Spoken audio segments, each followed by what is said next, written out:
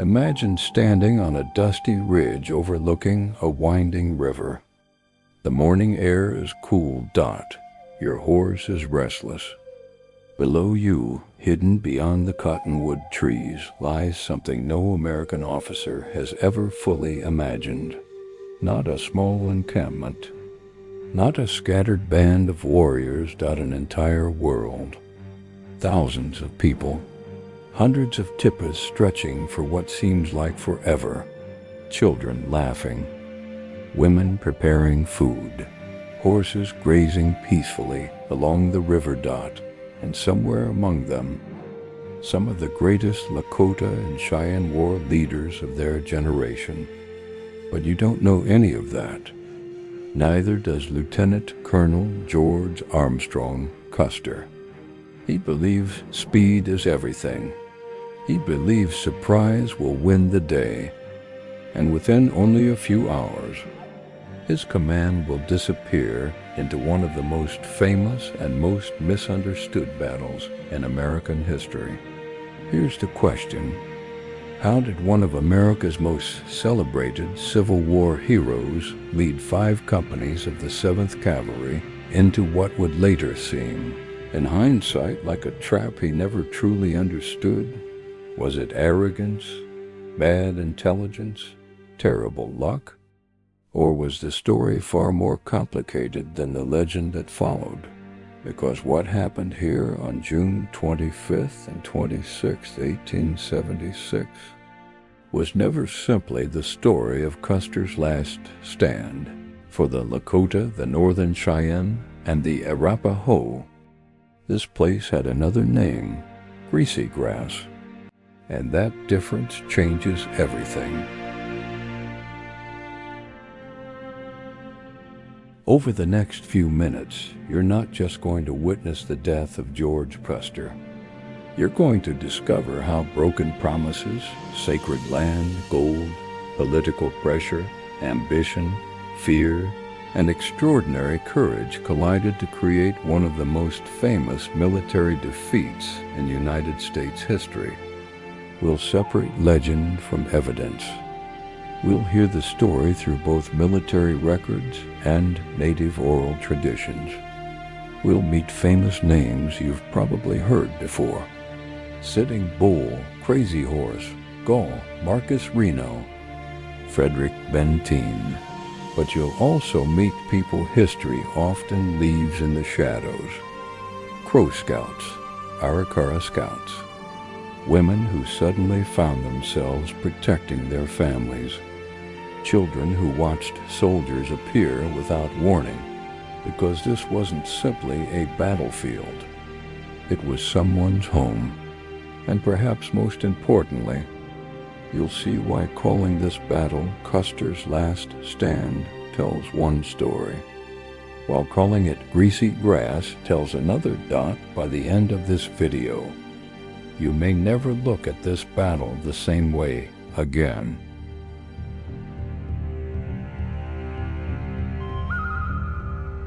To understand Little Bighorn, you have to leave the battlefield behind, years before the shooting starts, before horses charge through clouds of dust, before soldiers fall from the ridges. There is a promise. Imagine someone signing a contract with you. They guarantee that your home belongs to your family forever. Then only a few years later, they discover gold beneath your backyard.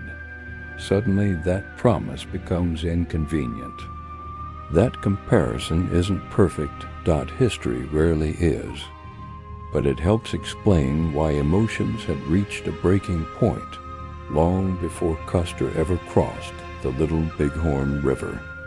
The United States had spent decades expanding westward. Railroads stretched farther every year. Settlers moved into new territories. The Civil War had ended. The nation was growing rapidly. From Washington's perspective, Western expansion represented opportunity, security, and national progress.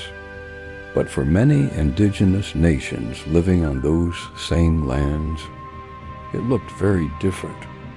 It meant shrinking hunting grounds, military forts, broken agreements, and increasing pressure to abandon ways of life that had existed for generations.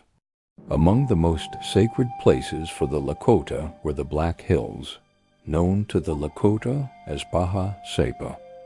These mountains were far more than beautiful scenery.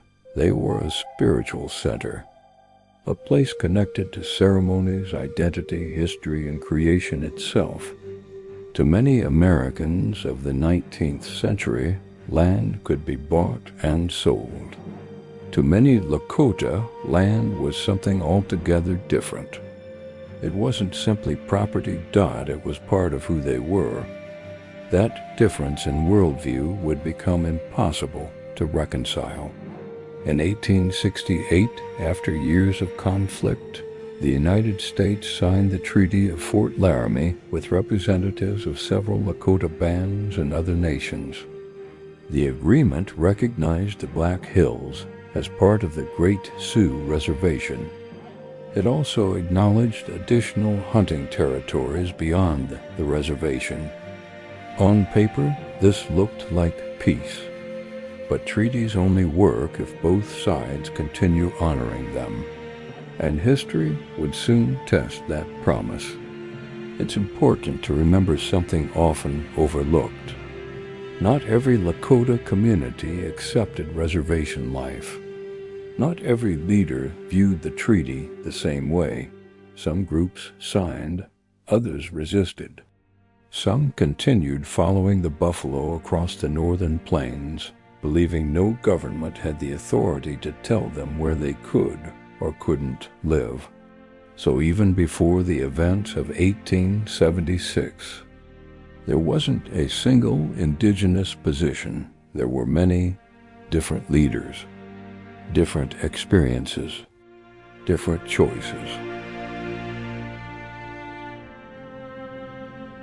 Then came the discovery that changed everything. In 1874, George Armstrong Custer led a military expedition into the Black Hills. Officially, the mission involved exploration and reconnaissance, but another goal quickly overshadowed everything else. The expedition confirmed what many had hoped. There was gold. News spread with astonishing speed. Imagine social media in the 19th century, except instead of phones, newspapers, rumors, letters. Word of mouth. Within months, prospectors flooded toward the Black Hills, thousands of them. There was one obvious problem. According to the existing treaty, they weren't supposed to be there. The federal government found itself trapped between two realities. Legally, the land belonged to the Lakota under the treaty. Politically, pressure from miners, businesses, newspapers, and many citizens kept growing. Attempts were made to purchase the Black Hills. Many Lakota leaders refused. For them, this wasn't simply a negotiation over valuable land. It involved sacred places that could not be measured in dollars. And as more miners entered illegally, tensions rose even higher. Here's where many documentaries oversimplify the story. It wasn't that one side suddenly decided to fight. Years of pressure, conflicting expectations, and incompatible visions of the future were pushing everyone toward confrontation. The battlefield hadn't appeared overnight. It had been forming for years. Toward the end of 1875, the U.S. government issued a demand. Native groups living outside the reservation system were ordered to report to government agencies within a limited period. On paper, the order sounded straightforward. In reality, it ignored the world those communities actually lived in. Think about it. Many bands were hundreds of miles away, it was winter. Travel was difficult. Communication between different groups was slow.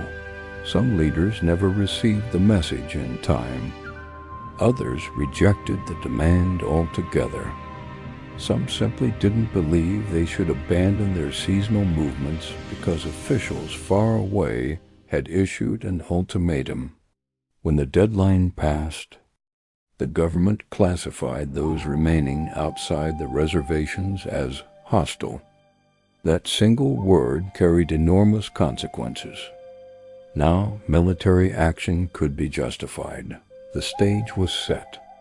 But there was one thing the U.S. Army still didn't fully understand. The people they intended to bring back to the reservations were no longer scattered.